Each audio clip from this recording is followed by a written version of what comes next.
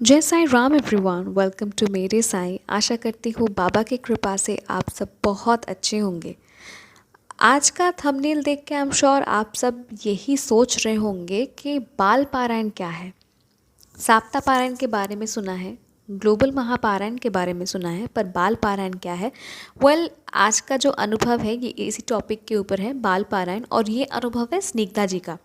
स्निग्धा जी पुणे के रहने वाली है और वो कहती हैं कि एक ऐसा भी वक्त रह चुका है जब स्निग्धा जी और उनके हस्बैंड ने लाइफ के कई सारे उतार चढ़ाव फेस किया है, बहुत स्ट्रगल किया है। और वो जब ये स्ट्रगलिंग फेस में थे तब स्निग्धा जी के एक दोस्त है जिन्होंने उन्हें सजेस्ट किया कि एक बार शिरडी जाओ, एक बार बाबा के दरबार जाओ।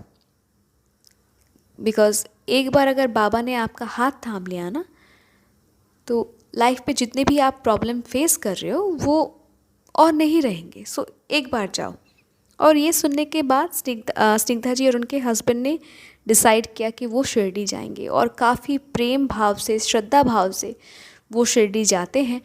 और स्निग्धा जी कहती हैं कि जैसे ही वो समाधि मंदिर में एंटर करती है ना, और जैसे ही बाबा के स्वरूप की वो सामने पहुंचती है, तो स्निग्धा जी कहती है कि बाबा को देख के वो जो प्यार, वो बाबा को देख के वो जो लगाव उन्होंने महसूस किया था, तो उनको ऐसा लगा मानो कि बाबा ने उन दोनों का हाथ थाम लिया है और बस बाबा ने उनको अपने छाँव तले रख लिया है और आप कोई परेशानी नहीं, बाबा देख लेंगे।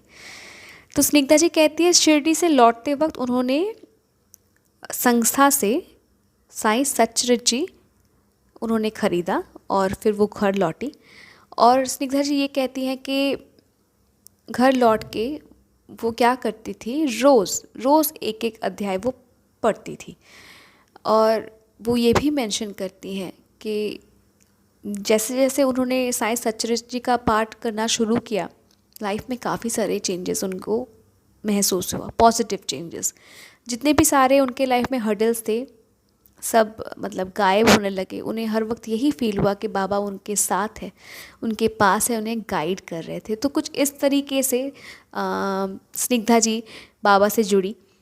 तो ये तो था उनका बाबा से जुड़ने का कहानी।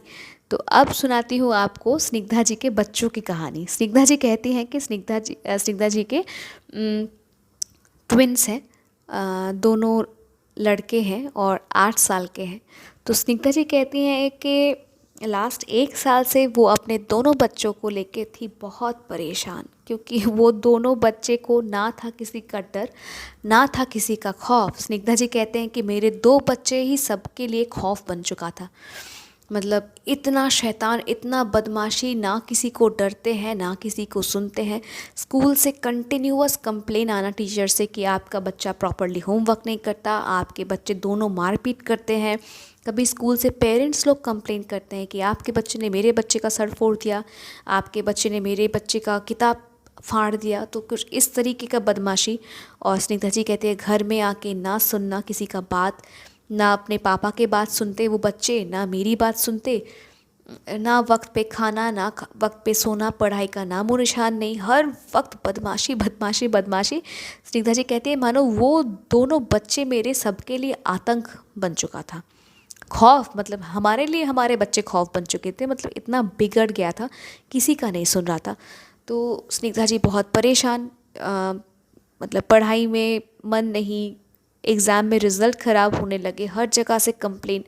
तो वो बहुत उदास हो गई कि बच्चे तो है 8 साल के, पर इतना बिगड़ गए हैं, मैं कैसे उनको सुधारूं। वो तो मुझसे भी नहीं डर रहे, ना ही डर रहे अपने पापा से, तो इनको सुधारेगा कौन। तो वो स्निग्धा जी कहते हैं ना कि वो मतलब डिप्रेशन में ही चली गई कि इतने छोटे बच्चे, 8 साल का उम्र, उसी में ये हाल, तो ये जब बड़े होंगे तो इनको मैं कैसे मतलब संभालूं, ये कैसे, इनका भविष्य क्या है, किस ट्रैक पे जाएंगे, कैसे पढ़ाई करेंगे, इतना कंप्लेंट्स आ रहा है, मैं कैसे इन्हें मतलब मैंने मैं कैसे इनको बड़ा करूं। बहुत सोच में वो पड़ गई। तो उसी वक्त स्निग्धा जी की एक साईं सिस्टर है, मतलब स्निग्धा जी कहती है कि शिरडी से आने के बाद वो तो पहले एक एक अध्याय करके श्री साईं सच्चरित जी का पढ़ती थी। फिर एक बार वो साईं टेम्पल जाती है तो वहाँ पे कोई मिलती है, वहाँ पे वो भी साईं डिवोटी है, अलग अलग सा एक कनेक्शन होता है इन दोनों के बीच में। फिर उन्होंने ही स्निग्धा जी को कहती है कि आप ग्लोबल पारायण से जुड़िए, ग्लोबल महापारायण से जुड़िए। तो तब से स्निग्धा जी उसके बाद ग्लोबल महापारायण से जुड़ गई थी। तो coming back to the present scenario, तो स्निग्धा जी बहुत परेशान कि बच्चे को मैं कैसे सुधारूं, किसी के नहीं सुनते मेरे बच्चे, इतने बिगड़ चुके हैं। तो तभी स्निग्धा जी के वही साइंस सिस्टर से एक बार स्निग्धा जी बात करती हैं और अपना प्रॉब्लम बताती हैं। वो रोती हैं स्निग्धा जी कि मैं थक चुकी हूँ, मेरे बच्चे अगर इसी तरीके से कंटिन्यू करते रहें तो मुझे डर है कि कभी ठीक से मतलब मैं ठीक से इनका परवरिश कर पाऊँगी। ये इतने मतलब बेचाल हो चुके हैं, ना ठीक से पढ़ाई, ना ठीक से खाना, घर में खाली कार्टून, खाली गेम्स, स्कूल में पढ़ाई नहीं, एग्ज़ाम में गंदे गंदे मार्क्स, टीचर से कंप्लेन, सबसे कंप्लेन, मोहल्ले में कंप्लेन। मुझे लगता है कि मैं खुद को दरवाजे में बंद करके बैठ जाऊँ। मतलब आप समझ रहे हो, 8 साल के 2 ट्विंस, दोनों लड़के, और मतलब क्या माहौल था घर का, ठीक है, मैंने दोनों आउट ऑफ कंट्रोल। तो इसी बात स्निग्धा जी की जो साइंस सिस्टर है उन्होंने कहा कि चिंता मत करो, तुम अपने बच्चों को ना बाल पारायण में एनरोल कर दो। तो ये बाल पारायण क्या होता है? बाल पारायण में ना मतलब 4 to 16 ईयर्स के जो बच्चे हैं उन्हें एनरोल किया जाता है और उन्हें हर थर्सडे एक एक चैप्टर दिया जाता है पढ़ने के लिए। और जो उनसे भी छोटे बच्चे, राइट, 4 से 5, उनको शायद इतना पढ़ना नहीं आता, तो उनको क्या उनके साथ क्या किया जाता है कि साईं के जो मतलब सच्चरित्र जी में जो चैप्टर्स हैं ना, उन्हें स्टोरीज़ की तरह उन्हें सुनाया जाता है, लाइक स्टोरी टेलिंग। जैसे आप बच्चे को स्टोरी सुनाते हो ना, वैसे ही उनको सुनाया जाता है। तो इनके बच्चे 8 साल के थे, तो उन्होंने कहा स्निग्धा जी के साई सिस्टर ने कि इन बच्चों को तुम ना एनरोल कर दो बाल पारायण में और तुम देखो चेंजेस। तो स्निग्धा जी ने कहा कि दीदी आप समझ नहीं रहे हो, ये दोनों खौफ बन चुके हैं, बदमाश हो चुके, बिगड़ चुके हैं, ये वहाँ पे भी कुछ उल्टा सीधा कर देंगे, कुछ कह देंगे, मुझे ये बर्दाश्त नहीं होगा, मतलब नाक कट जाएगी मेरी। तो उनके साइंस सिस्टर ने कहा कि तुम किसके पास अपना बच्चा सौंप रही हो, तुम पहले ये दिमाग में रखो। श्री साई सच्चरित्र जी का पाठ करना, थर्सडे एक एक चैप्टर पढ़ना, यानी तुम ये सोच के चलो ना कि तुम साईं के पास हर थर्सडे अपने बच्चे को भेज रहे हो। जब तुम साईं के पास अपने बच्चे को भेज रहे हो तो तुम बेफिक्र रहो, पॉजिटिव आउटकम ही आएगा। तो स्निग्धा जी अपने बच्चे को बाल पारायण में एनरोल करती हैं और स्निग्धा जी कहती हैं कि 1 महीने के बाद से, जो 1 महीने के बाद यानी 4 थर्सडे आपको मिलता है, ठीक है, 4 थर्सडे में एक एक, मतलब 4 में भी ओनली 4 चैप्टर उन्होंने पढ़ा होगा दोनों बच्चों ने मिलके। और स्निग्धा जी कहते हैं उसके बाद जो मैंने चेंजेस नोटिस किया, ठीक टाइम पे आना, ठीक टाइम पे खाना, एकदम शराफत के साथ, मतलब स्निग्धा जी कहते कि पहले मेरी बात सुनते नहीं थे, मतलब मेरी बात की कोई वैल्यू ही नहीं थी उन दोनों के पास। पर जब मैं कहती थी कि आओ खाना खा लो तो वो आके खाना खाते थे, जब मैं बोलती थी होमवर्क करो तो वो होमवर्क करते थे, जब मैं कहती थी कि अब सो जाओ तो सोने लगते थे। और स्निग्धा जी कहते हैं आहिस्ता आहिस्ता उन दोनों में इतना चेंजेस आया, स्कूल में भी मतलब जो टीचर्स डांटते थे, पेरेंट टीचर कॉल में स्निग्धा जी और उनके हस्बैंड को बहुत मतलब सुनाते थे कि आपके बच्चे एकदम बिगड़ चुके हैं, आप क्यों नहीं देखते। तो वहाँ टीचर से भी पॉजिटिव रिमार्क आने लगे, टीचर ने भी कहा कि नो, आपके बच्चे अभी बहुत अच्छे से पढ़ाई करने लगे हैं। बाकी जो फ्रेंड्स के मम्मी से जो कंप्लेंट्स मिलते थे पहले, वो आना बंद हो गया। मतलब एक ओवरऑल ड्रास्टिक चेंज उन्होंने नोटिस किया। तो ये था स्निग्धा जी का अनुभव ना। आई एम श्योर आप सोचोगे कि ये क्या अनुभव था, बच्चे बाल पारायण में जुड़ गए फिर सुधर गए। पर अगर आप थोड़ा सा डीपली सोचो ना, तो ये सोचने वाली बात है।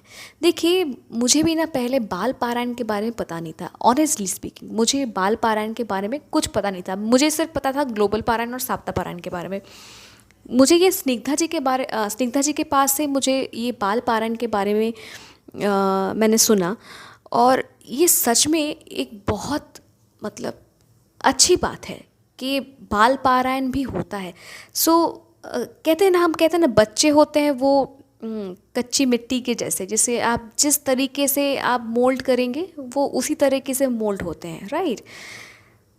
तो आप देखिए हर थर्सडे ये दोनों बच्चे एक एक करके साइंस सच्चरित्र का चैप्टर का पाठ करते थे। ओके, अब इससे क्या हुआ, एक पॉजिटिव चेंज आने लगा। देखिए हम सोचते हैं ना, हम हर वक्त सोचते हैं कि अपने बच्चे को दी बेस्ट दे, best teacher, best food, best school, best cloth, हर चीज़ हम अपने बच्चे के लिए सोचते हैं कि हम बेस्ट दें। पर ये जो अनुभव मैंने सुना ना, मुझे लगता है कि अगर छोटे से ही राइट फ्रॉम द बिगिनिंग हम अगर हमारे घर के नन्हे मुन्ने बच्चों को ये बाल पारायण में एनरोल करते हैं, तो फ्रॉम द वेरी बिगिनिंग उन्हें मोल्ड कौन करते हैं, साईं मोल्ड करते हैं। देखिए मैं यही कहूँगी कि साईं सच्चरित्र जी को महज से एक किताब मत समझिए। उस किताब में लिखे एक एक अक्षर पे साईं है, उस किताब के एक एक पैराग्राफ पे साईं है। वो श्री साईं सच्चरित्र जी एक बुक नहीं है, वो स्वयं साईं है। तो जब आप अपने बच्चों को साईं के पास सौंपते हैं तो आप नतीजा जान लीजिए कि किसके पास आप सौंप रहे हो अपने बच्चे को। और जब वो आपके बच्चे को संभालते हैं, जब वो अपने बच्चे को मतलब मोल्ड करते हैं ना, तो आप बेफिक्र रहिए, आपका बच्चा हीरा ही बनेगा। मतलब साईं सच्चरित्र जी कुछ ऐसा ही है। मतलब मैं भी कहती हूँ ना कि मेरे अंदर भी मैंने बहुत सारे चेंजेस मैंने नोटिस किया है। मैं बहुत पहले बहुत नेगेटिव सोचती थी, नेगेटिव आउटकम ही पहले पहले मेरे दिमाग में आता था। पर जब से मैंने श्री साईं सच्चरित्र जी का पाठ मैंने करना शुरू किया ना, मैं ऑनेस्टली कहूँ, आप जो भी सच्चरित्र का पारायण करते हैं आप भी सहमत होंगे कि ना मैंने साईं को हर वक्त महसूस किया है। कुछ भी मुझको प्रॉब्लम है, कुछ क्वेश्चन मेरे दिमाग में कुछ हफ्तों से शायद अगर घूम रहा है, मुझको जवाब नहीं मिल रहा, तो किसी ना किसी अध्याय के माध्यम से बाबा मतलब समझा देते हैं कि इस डायरेक्शन पे जाओ या ये करना चाहिए। सो मुझे भाई आज का अनुभव बहुत अच्छा लगा। एक्चुअली मैं इग्नोरेंट थी, मुझे पता नहीं था बाल पारायण के बारे में। पर मैं रिक्वेस्ट करूँगी, देखिए ये जो स्निग्धा जी, थैंक यू, ये हम मतलब आपका अनुभव हमारे साथ शेयर करने के लिए, हमें एक नया इन्फॉर्मेशन देने के लिए। जैसे मैं इग्नोरेंट थी, मुझे पता नहीं था बाल पारायण के बारे में। आई होप मेरे जैसे आप में से कई सारे होंगे जिनको बाल पारायण के बारे में पता नहीं था। पर ये बहुत एक अच्छा इनिशिएटिव है। अगर छोटे से बच्चे को मतलब शुरुआत से आप साईं के पास सौंप दीजिएगा ना, तो वो साईं के आदर्शों में पलेगा, बड़ा होगा, वो साईं के प्रिंसिपल को वो अपना प्रिंसिपल हिसाब से मानेगा। एंड नो वंडर,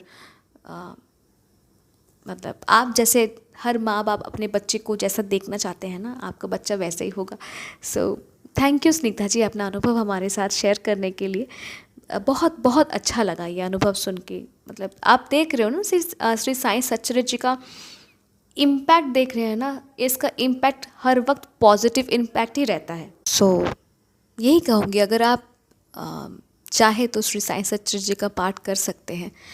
ये वीडियो को ख़त्म करने से पहले मैं कुछ और भी कहना चाहती हूँ। मैंने कुछ मैसेजेस इंस्टाग्राम पे रिसीव किया है जहाँ पे मुझे कहा गया है कि दीदी आप साईं संदेश क्यों नहीं डालती। तो मैं यही कहना चाहूँगी कि देखिए जितने भी सारे साईं से जुड़ा हुआ चैनल है, साईं ओरिएंटेड जो चैनल है, वहाँ पे ना साईं संदेश एक बहुत अहम हिस्सा होता है। और साईं संदेश महज ही एक संदेश नहीं होता है, साईं संदेश एक ऐसा सेगमेंट होता है जिसके लिए हम सभी वेट करते हैं कि साईं से क्या संदेश आएगा। पर ऑनेस्टली कहूँ तो मैंने भी अपने चैनल में आई थिंक 7-8 साईं संदेश मैंने अपलोड किया है, पर मुझे ना बहुत डर लगता है। मेरे अंदर एक अलग सा ही डर मतलब काम करता है, या फिर मैं शायद कॉन्फिडेंट नहीं हूँ। क्यों? मैं एक चैनल से साईं संदेश फॉलो करती हूँ, और सच कहूँ तो जब उनके चैनल से मैं साईं संदेश सुनती हूँ ना, मुझे ऐसा लगता है कि उनके स्वर में बाबा ही बात कर रहे हैं, बाबा ही रास्ता दिखा रहे हैं।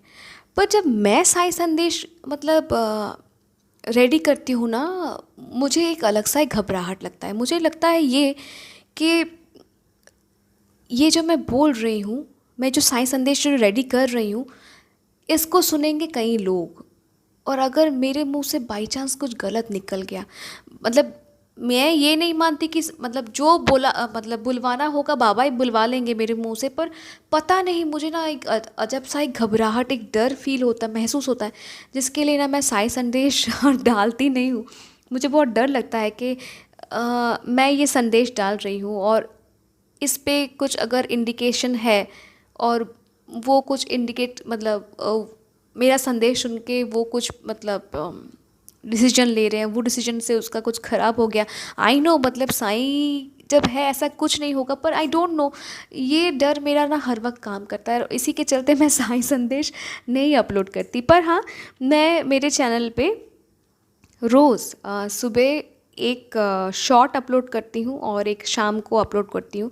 सुबह को राइट फ्रॉम 7:30 to 8 और शाम को 5:45 मैं रोज़ 2 शॉर्ट्स अपलोड करती हूँ। तो उसमें भी साईं का ही मैसेज लिखा हुआ रहता है, तो आपको अगर चाहिए तो आप वो फॉलो कर सकते हैं, या फिर आप मेरे इंस्टाग्राम पेज में भी फॉलो कर सकते हैं। वहाँ पे रोज़ मैं 2-2 साईं संदेश अपलोड करती हूँ, मतलब इंग्लिश पे लिखा हुआ अपलोड करती हूँ। सो आप, यही मेन रीज़न है। मुझे ना एक अलग सा डर, एक घबराहट सी लगती है, तो मैं इसी डर मतलब पता नहीं, शायद साईं नहीं चाहते कि मैं ये संदेश दूँ, या फिर मुझ में वो कला नहीं है, इसलिए मैं नहीं कर पाती वो। तो इसीलिए मैं साईं संदेश अपलोड नहीं करती। पर आप मेरे चैनल पे, जैसे कि मैंने अभी कहा कि मैं शॉर्ट्स अपलोड करती हूँ सुबह को एक, शाम को एक, तो आप वो फॉलो कर सकते हैं। एनीवेज़, तो अगर आपको ये अनुभव अच्छा लगा तो please like, comment and share. अगर आपको साईं से जुड़ा हुआ अनुभव सुनना पसंद है, बार बार आप सुनना चाहते हैं, देर किस बात का, जुड़ जाइए मेरे साईं परिवार से। और अगर आप भी अपना अनुभव हमारे साथ शेयर करना चाहते हैं तो आप मुझे ईमेल कर सकते हैं, मुझे आप इंस्टाग्राम में डायरेक्ट मैसेज कर सकते हैं, या फिर मेरे व्हाट्सएप नंबर में भी आप मुझे मैसेज कर सकते हैं। मेरा इंस्टाग्राम आईडी, ईमेल आईडी और मेरा व्हाट्सएप नंबर तीनों ही डिस्क्रिप्शन पे दिया हुआ है। मिलती हूँ बहुत जल्दी एक नए साईं अनुभव के साथ। टिल देन, जय साईं राम।